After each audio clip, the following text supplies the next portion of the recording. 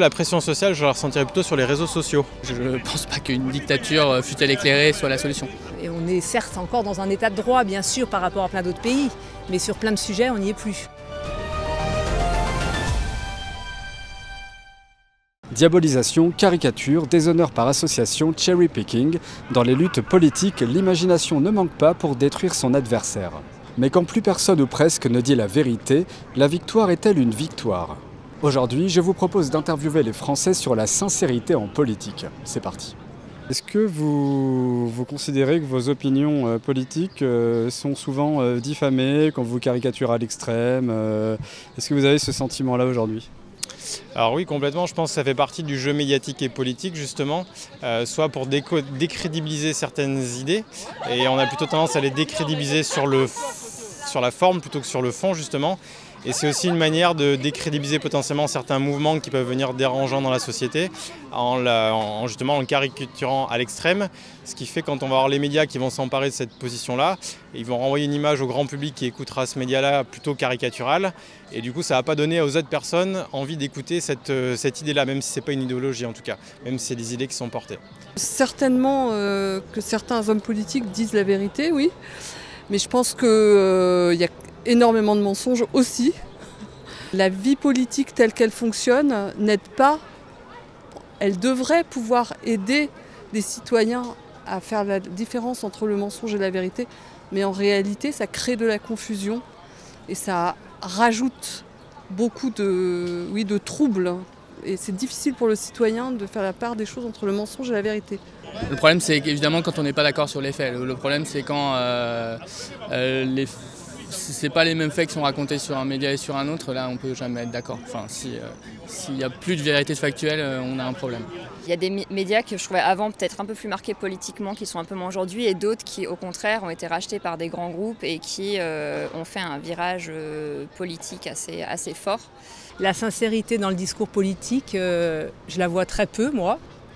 Très peu. Il y a un vrai problème de qui possède les médias, qui fait qu'il y a clairement des agendas derrière. Enfin, il y a clairement des milliardaires qui possèdent des médias en France, qui ont, pas forcément tous, mais pour certains, des vues politiques ou civilisationnelles à pousser. Et donc, dans ce cas-là, je pense pas que les journalistes qui sont dans ces médias soient complètement libres de faire leur travail sincèrement, si on parle de sincérité. La vie politique, il y a quelques décennies, n'avait pas cette violence-là. Et c'est vrai qu'on a tendance, enfin les hommes politiques ont tendance à lancer l'anathème sur l'autre camp de manière assez violente et assez caricaturale. Oui. Après, est-ce que ça me touche moi en tant qu'électeur ou citoyen ? Honnêtement, pas du tout. C'est-à-dire qu'au contraire, ça crée une espèce d'effet de distance de plus en plus grand avec le monde politique. C'est plutôt ça l'effet que ça crée. Je me suis rendu compte que j'allais mieux dans ma vie quand je passais moins de temps sur les réseaux sociaux parce que ça énerve, parce que justement ces choses extrêmement clivantes apportent que de la frustration en fait, et ne font pas avancer, donc voilà. Que le discours politique, relayé par le discours médiatique, choisit des petits bouts de la lorgnette pour déformer la réalité, ça c'est sûr, c'est en ce sens-là qu'il n'y a pas de sincérité. Mais après, je ne sais pas si c'est pas la même chose que caricaturer, c'est plutôt déformer ou prendre un petit bout en disant que c'est l'ensemble. Est-ce que vous ressentez une pression dans votre vie ? Oui, certainement, oui. Oui, on ne peut pas parler librement de ses idées parce que ça clash très vite. Enfin, ça peut, en particulier dans la famille, enfin, c'est quand même risqué. Enfin, pour préserver sa famille, on ne peut pas parler complètement sans filtre de ce qu'on pense. On met certaines limites.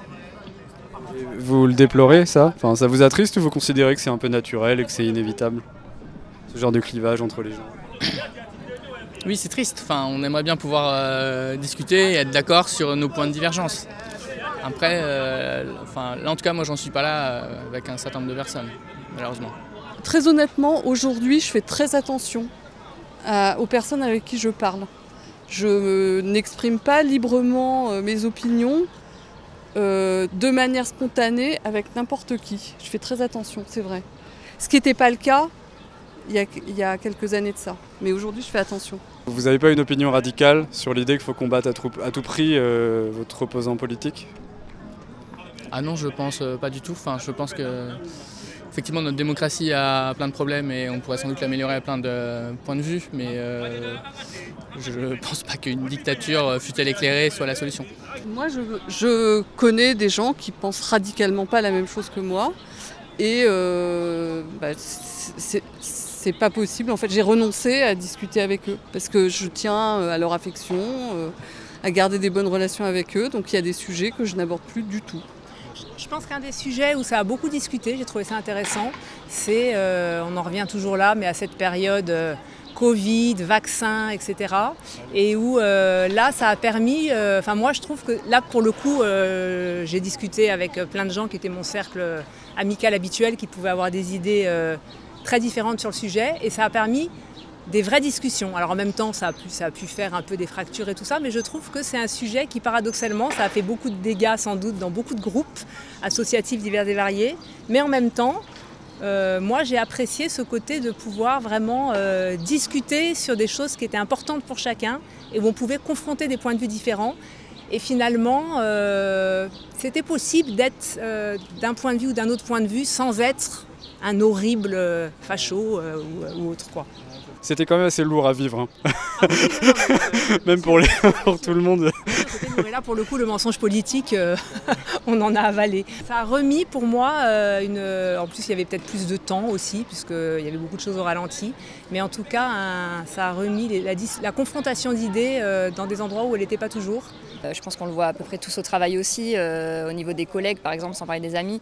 Au niveau des collègues, on a forcément des opinions différentes et on voit bien que c'est des personnes qui, en dehors de ces opinions politiques-là, peuvent avoir d'autres valeurs et on peut quand même très bien s'entendre sur d'autres sujets. Donc c'est une balance qui n'est pas facile forcément à faire tout le temps. Parce que parfois il y a des propos qui sont choquants aussi, mais on voit d'autres facettes de la personne. Donc c'est effectivement une balance qui est compliquée à avoir. Donc je pense que tout n'est pas tout noir et tout n'est pas tout blanc. Si on prend le sujet Israël-Gaza par exemple, je ne sais pas quelle est ton expérience Juliette, mais honnêtement, voilà. Si tu veux garder tes amis ou pour certains d'entre eux, on est obligé de se taire, on ne peut pas parler. Sinon ça se termine en pugilat. Alors ceci dit, au moment de l'affaire Dreyfus, c'était la même chose. Donc c'est une vieille histoire. Si quand on est derrière un compte anonyme, on dit des choses hyper violentes ou alors hyper intenses, et qu'après dans la vraie vie on a un masque social totalement lisse, vous trouvez pas qu'il y a peut-être un problème de sincérité dans le monde d'aujourd'hui, en France ou même en fait dans la plupart des pays du monde par rapport à ça ? Oui, certainement un problème de sincérité et surtout pour moi le problème c'est plutôt à prendre dans l'autre sens, mais oui un problème de sincérité c'est sûr si on le prend dans ce sens-là, et après effectivement de contrôle aussi je pense sur ce qu'on dit, parce qu'après je pense que les réseaux sociaux le fait, alors vous prenez l'exemple de X qui est un réseau quand même qui est en plus particulièrement controversé, donc je pense qu'effectivement c'est vraiment le réseau pour parler de ça, mais oui c'est sûr qu'il y a un problème de sincérité et de l'autre côté un vrai problème de contrôle de soi aussi. Peut-être l'engrenage avec les autres personnes qui va générer ça aussi.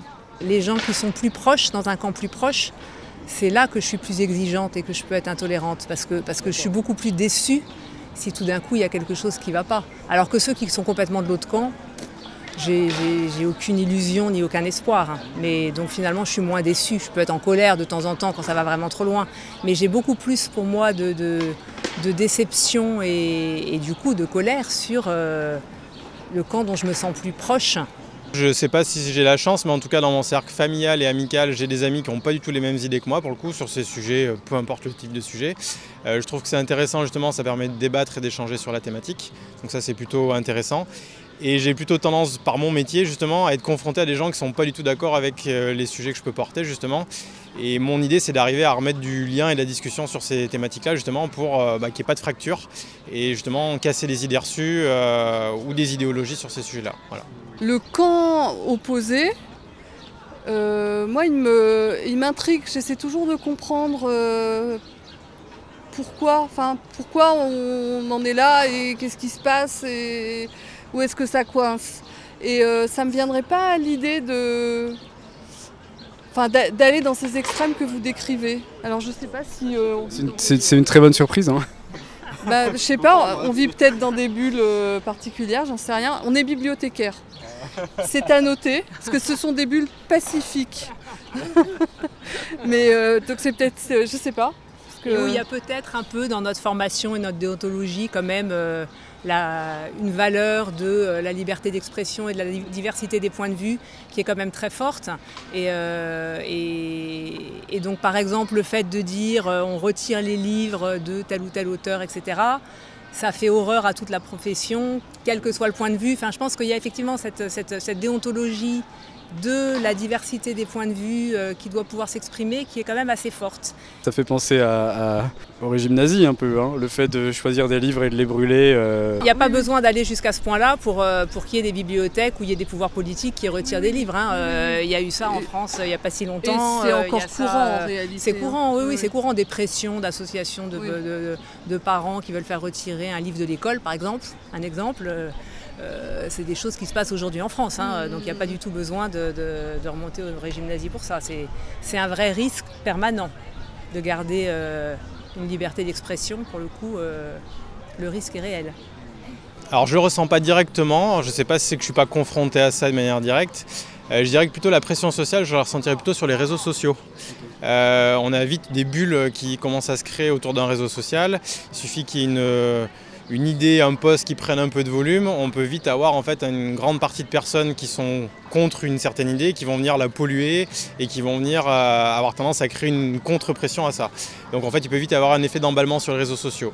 Dans la vie réelle je ne la ressens pas forcément de manière générale, en tout cas pas dans la position ni dans le métier que je fais. Quel serait le point de bascule qui vous ferait considérer qu'en France, les droits fondamentaux ne sont pas respectés? Est-ce que peut-être vous le pensez déjà? D'ailleurs, j'en sais rien.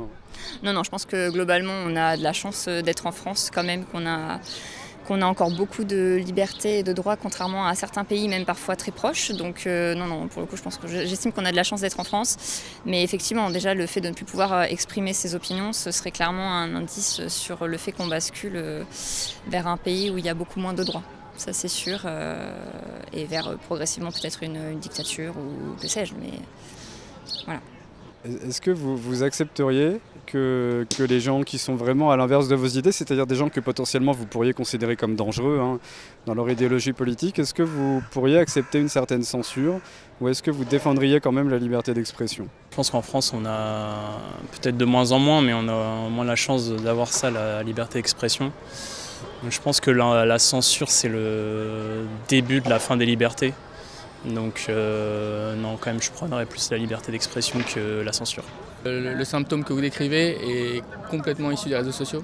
Et je pense que la root cause, la cause originelle, c'est le fait qu'on ne sait absolument pas maîtriser les réseaux sociaux et ils n'ont absolument aucun contrôle démocratique.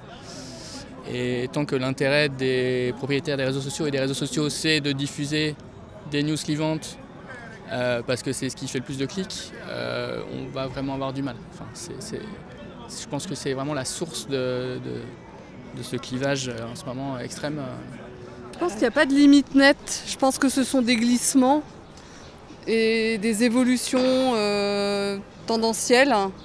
Et c'est d'ailleurs beaucoup plus dangereux en réalité parce qu'on ne s'en rend pas compte. Et puis tout d'un coup, un jour, on se réveille dans un régime qui n'est plus le régime de liberté qu'on a pu connaître. Enfin, c'est effectivement l'histoire de la grenouille qu'on met dans l'eau tiède et pas dans l'eau chaude. Je pense que par contre c'est évident qu'on y avance à grands pas vers une société où on a moins de liberté.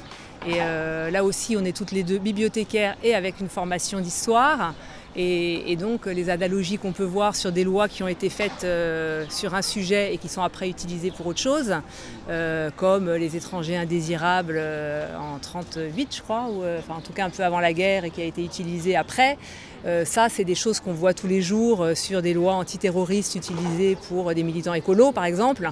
Et ça c'est quelque chose qui me fait très peur parce qu'effectivement c'est un glissement, mais c'est quand même un glissement rapide vers le fait que la justice a de moins en moins de place et on est certes encore dans un état de droit, bien sûr, par rapport à plein d'autres pays, mais sur plein de sujets, on n'y est plus.